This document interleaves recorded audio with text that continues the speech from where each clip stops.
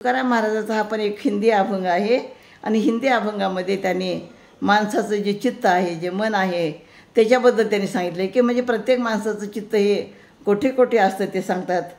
लोभी के चित्त धन में बैठे, कामिनी की चित्त काम, माता की चित्त पुत बैठे, तुका के मन राम। तर काय म्हणतात की जो मनुष्य लोभी असतो तर लोभी माणसाच्या मनामध्ये नेहमी धनच असतं। म्हणजे किती जरी पैसे कमवले तर आणखीन पैसे कमवायचेत, आणखीन काहीतरी करायचं आहे, आणखीन पैसे कमवायचेत, असंच तो काहीतरी करत राहतो। आणि ते करत असताना त्याला विठ्ठलाचं नामस्मरण करण्याची आठवण पण येत नाही। आणि म्हणून जी कामिनी असते, कामिनी म्हणजे स्त्री एखादी जी असते, तर तिचं चित्त कसं असतं, वासनेवरती असतं। खरं तर ही जी वासना आहे ही वासना कधीही परिपूर्ण होणार नाही, पण तिचं चित्त फक्त त्या वासनेवरती असते आणि त्यामुळं तिला ईश्वराचं नामस्मरण करायला कधी पण वेळ मिळत नाही।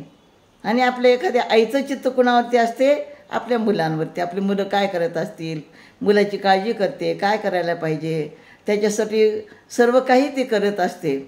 पण हे सर्व काही करा, पण करत असताना ईश्वराचं नामस्मरण करावं असं विठ्ठलाला वाटतं। कारण आपण काय करतो, हे सगळं संसारामध्ये मुलाकडे लक्ष देऊन आपण आपल्या आध्यात्मिक उन्नती करण्यासाठी तिकडे आपण लक्ष देत नाही। आणि म्हणून ते काय म्हणतात माहीत आहे का, त्याप्रमाणे माझे चित्त रामावर आहे।